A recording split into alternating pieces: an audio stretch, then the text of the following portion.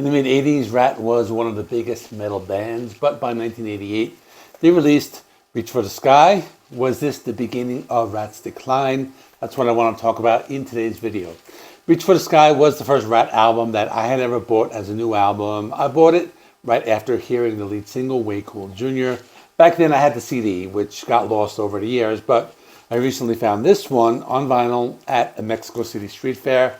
I will be showing that in more detail later on, and I'll talk about the history behind the album, which included a change in sound, some tensions with the band. So let me get started. I'm going to begin by showing my vinyl, so let's take a look at it. Let's take a look at the album cover. You can see the Ratt logo here, and I'm going to be talking more about the cover, how they had to change it later on, but it's kind of a weird image. And it has this where it says the Rocker Series.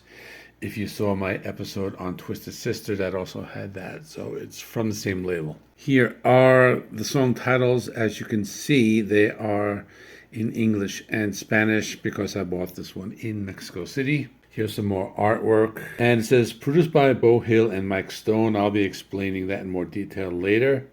And it says a Ratt and Roll Barrel Company production. There's the Atlantic Records logo and just the copyright notice. And there's some more labels there. So let's look at the record. Again, similar to the Twisted Sister one. If you watch that episode, the song titles are in English and Spanish. And it says produced by Beau Hill and Mike Stone. And it has the Atlantic logo. And the other side is the same, so no need to flip it over.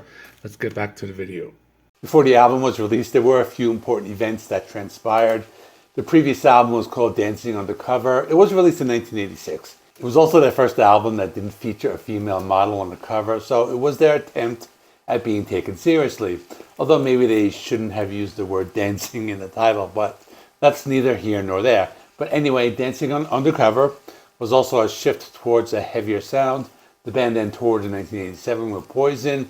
It was one of the biggest tours of the year. Not only that, but they performed in Europe on the Monsters of Rock tour.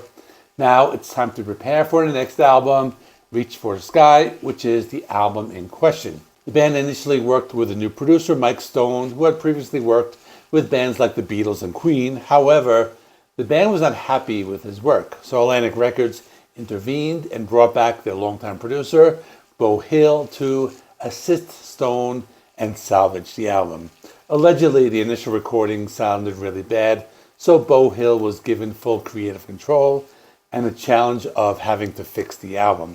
In addition, Stephen Pearcy did not like how Mike Stone was mixing his vocals, but there was also some tension between drummer Bobby Blotzer and their longtime producer, Beau Hill, that went back to some of their issues with the previous album, Dancing on the Cover.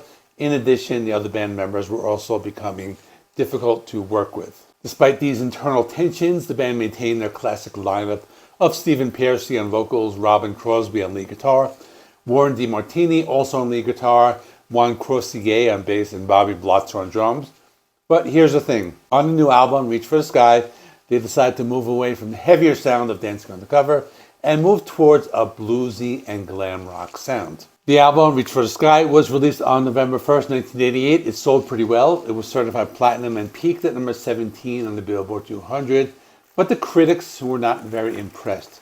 Many of them called it their worst so far. On the other hand, some reviewers said it has held up well over time. Me personally, I have mixed feelings about this album. I know it's not one of their best. But on the other hand, it has a lot of nostalgia for me because I used to listen to it a lot when I was younger, so every time I re-listen to it, the songs are very familiar to me. In general, there was a big change in the Ratt guitar sound. It was a bit saturated, more on the clean side of distortion. Consequently, Warren DeMartini's guitar work was still very good. In general, the album can be a little hit or miss at times. Sometimes the songs sound a little formulaic, but it also has some classics, and in general, it's an enjoyable album. Some reviewers said that side 2 of Reach for the Sky might even be better than side 2 of Dancing on the Cover, as the album has some catchy and memorable songs with some cool riffs. So the album opens with City to City, which has a different vibe and a very bluesy sound. Then after that is I Want a Woman. It had more of that classic Ratt sound, very representative of the glam metal scene and sound and lyrics. Another song I remember hearing back on the radio back in the day. Then the lead single, Way Cool Jr. This one I remember very well. I remember hearing on the radio. I'm pretty sure I saw it on MTV's Headbangers Ball, and that was the song that made me want to buy this album. But the album also had some deep cuts. There's one that's kind of hit or miss. Some people like it, some people don't. But it's called Don't Bite the Hand That Feeds, which was track 4. And another one called No Surprise, which is on side B. That's another decent song. But there was the obligatory power ballad, which is the last song on side A, called I Want to Love You Tonight, which I remember very well, a song I like, but it wasn't a radio hit.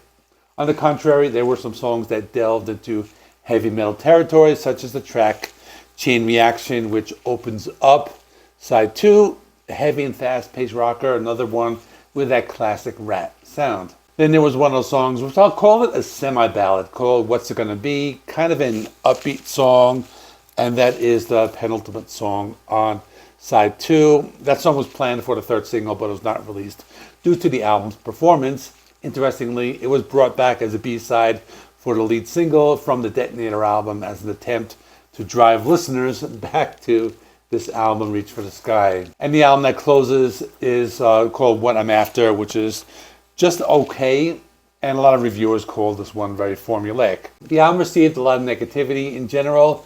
It was widely panned by critics. Some critics said it was their worst album so far, and other reviewers said it was the worst out of the first group of albums, which were the first 4 albums released in the 1980s, and I can agree with that, although I wouldn't say it was a big dip in quality. Basically, people said it was not really a bad album, it just wasn't very original, and they played it safe. There was one reviewer who said that the drums sounded clunky. A lot of reviewers mentioned that Don't Bite the Hand That Feeds was a misstep and lacked the punch of the other songs. Others said the ballad, I Want to Love You Tonight, falls flat and was not memorable at all. It was said that it isn't emotional enough for the full impact a power ballad needs. There was a song, No Surprise, which was described as being okay, but missing something and lacking in some way.